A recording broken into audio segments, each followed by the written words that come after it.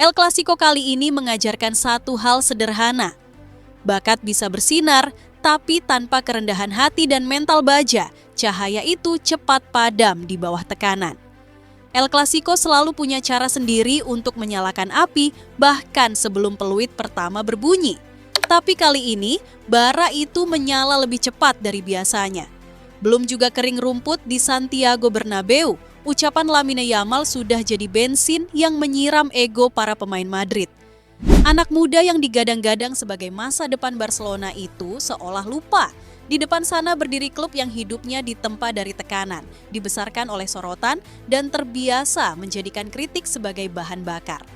Benar saja, begitu laga dimulai, panasnya kata-kata itu berubah jadi energi yang nyata. Fede Valverde dan kolega tampil seperti pasukan yang sedang menunaikan misi pribadi, bukan sekadar memenangkan pertandingan, tapi mengirim pesan. Setiap kali Yamal menyentuh bola, Madrid merespons dengan determinasi yang bahkan bisa dirasakan seluruh penonton.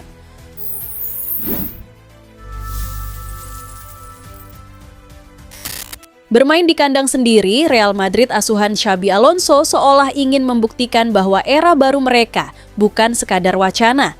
Dengan rata-rata usia pemain hanya 25 tahun 15 hari, ini jadi starting termuda Los Blancos dalam 2 dekade terakhir di ajang El Clasico. Namun, muda bukan berarti mentah. Madrid tampil penuh keyakinan, dan laga ini terasa seperti panggung penebusan setelah kekalahan telak musim lalu. Mereka tidak hanya ingin menang, tapi membalas dominasi Barcelona dengan cara yang elegan dan meyakinkan. Sejak menit awal, tensi langsung meninggi. Madrid memulai dengan agresif dan seisi Bernabeu sempat bersorak ketika Vinicius Junior dijatuhkan oleh Lamine Yamal di kotak penalti. Tapi euforia itu cepat sirna setelah VAR turun tangan dan membatalkan penalti. Ketegangan semakin terasa ketika Mbappe sempat mencetak gol spektakuler dari jarak jauh. Namun bendera offside mengangkat harapan itu hanya untuk dijatuhkan kembali. Dalam momen-momen seperti ini, El Clasico benar-benar menunjukkan betapa tipis batas antara heroik dan tragis. Namun tak butuh waktu lama bagi Mbappe untuk menebusnya. Menerima umpan terobosan brilian dari Bellingham, penyerang Prancis itu berlari seolah punya sayap dan menuntaskannya dengan dingin. Bernabeu bergemuruh, tapi tak lama kemudian suasana berubah tegang ketika Arda Güler kehilangan bola di tepi kotak penalti sendiri. Dalam sekejap, Rashford menemukan Fermin Lopez yang sukses menaklukkan Courtois dan menyamakan kedudukan. Dari dominan, Madrid kini dipaksa mengulang segalanya dari awal. Namun, tim muda Alonso tidak kehilangan kepala. Mereka kembali menggempur dan sebelum turun minum, Bellingham membawa Madrid unggul lagi lewat sundulan tajam memanfaatkan umpan Eder Militao. Di babak kedua, Madrid hampir menggandakan keunggulan ketika handball Eric Garcia berbuah penalti.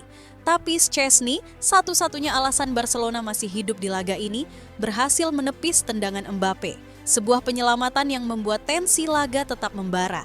Menjelang akhir laga, Barcelona mencoba menekan habis-habisan, namun ketipisan skuad mereka mulai terasa. Tidak banyak opsi segar dari bangku cadangan, dan Courtois nyaris tak benar-benar diuji di menit-menit krusial. Frustrasi pun mencapai puncaknya ketika Pedri menerima kartu kuning kedua di masa tambahan waktu. Madrid menutup laga dengan kemenangan 2-1 yang terasa lebih dari sekadar 3 poin. Ini adalah simbol perubahan generasi, di mana darah muda menunjukkan bahwa masa depan Los Blancos sudah tiba, dan tiba dengan gaya. Kemenangan Madrid di Bernabeu malam itu tak cuma soal hasil di papan skor, tapi juga tentang 2 nama yang kembali menegaskan status mereka di panggung terbesar, Kylian Mbappe dan Jude Bellingham. Mbappe seolah diciptakan untuk laga sekelas ini, dingin, mematikan, dan selalu tahu kapan harus muncul. Dengan golnya kali ini, ia resmi mencatatkan namanya sebagai pemain ketiga yang mampu mencetak gol dalam 4 El Clasico beruntun sejak milenium baru. Catatan yang sebelumnya cuma bisa disamai 2 legenda besar, Ronaldinho dan Cristiano Ronaldo. Nama yang pantas berdiri sejajar dengan mereka, bukan? Yang membuatnya lebih gila lagi, Mbappe juga sudah menembus angka 12 gol hanya dari 9 pertemuan kontra Barcelona. Bayangkan, dalam waktu sesingkat itu, ia sudah menyalip banyak legenda yang butuh bertahun-tahun mencapainya. Di era modern, cuman Benzema dan Cristiano Ronaldo yang lebih tajam darinya di laga sebesar ini. Benzema dengan 16 gol dari 46 laga dan CR 7 dengan 20 dari 34 laga. Jika Mbappe terus tampil seperti ini, bukan tidak mungkin dua nama besar itu akan segera disalip.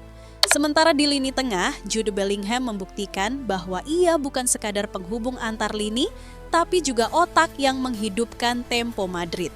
Pemain muda Inggris itu menulis sejarahnya sendiri malam itu, menjadi pemain termuda di milenium baru yang mencatat gol sekaligus assist dalam satu laga El Clasico. Ia melampaui rekor yang sebelumnya dipegang rekan setimnya sendiri, Vinicius Junior. Dari caranya mengatur tempo hingga kontribusinya di momen-momen penting, Bellingham tampil seperti pemain yang sudah berpengalaman bertahun-tahun di level ini. Bellingham tak sekadar bermain indah, ia bermain efektif. Setiap sentuhannya membawa arah permainan, setiap umpannya menciptakan ancaman.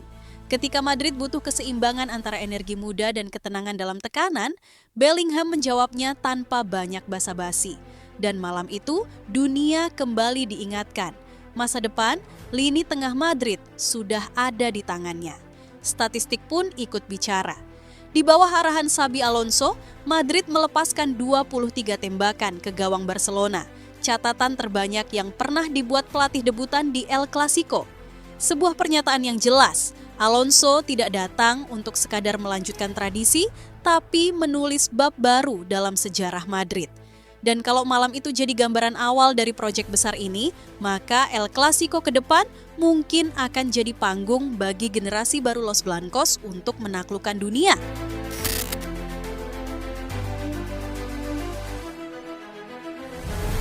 Ego adalah musuh, Yamal muda.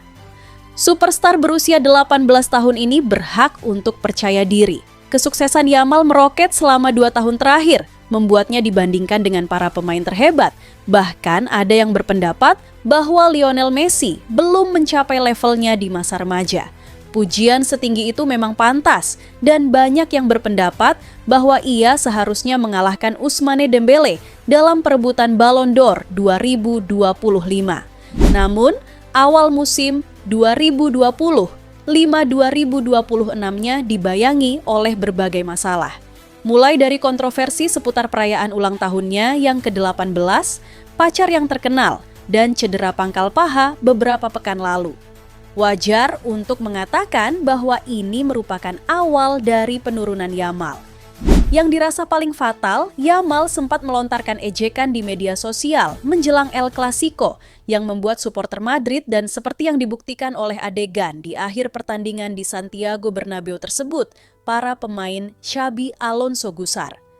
Seusai laga, Dani Carvajal, kapten Real Madrid, terlihat emosi dan melontarkan kata-kata tajam ke arah Yamal. Banyak yang menduga itu bentuk kekesalan yang sudah menumpuk sejak sebelum pertandingan, ketika pemain muda Barcelona itu terlalu banyak bicara di media. Carvajal dengan aura pemimpin dan mental juaranya seakan ingin mengingatkan, ini El Clasico, bukan tempat untuk bocah besar kepala mencari panggung. Yamal yang masih muda jelas terpancing. Ia berbalik arah mencoba menghadapi Carvajal dengan emosi yang belum terkontrol sepenuhnya.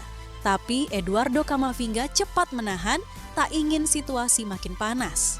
Dari sisi lain, Thibaut Courtois ikut maju, tampak ingin ikut menegur sang wonderkid yang dianggap kelewatan sikap.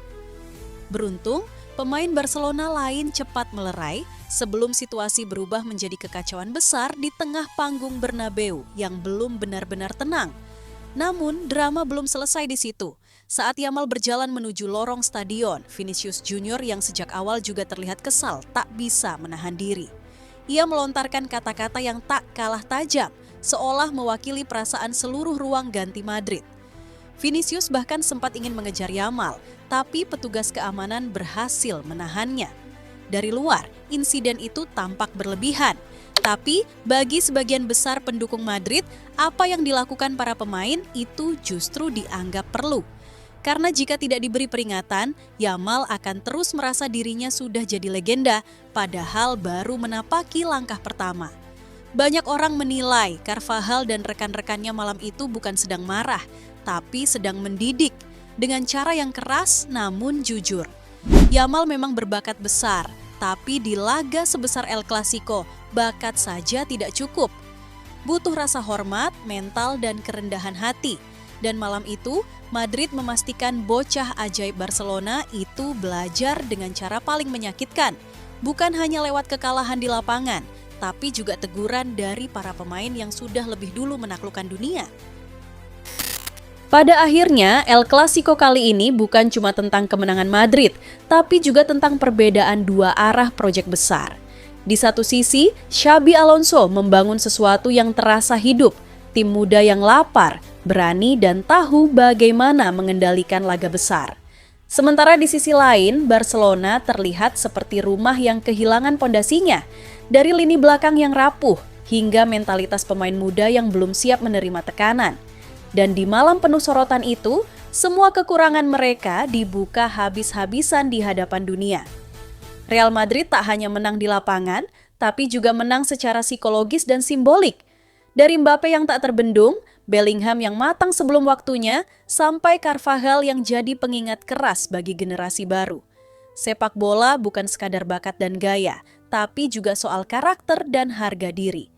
Sementara Lamine Yamal mungkin butuh waktu untuk belajar bahwa di panggung sebesar ini, omongan besar tanpa pembuktian hanya akan jadi bahan tertawaan.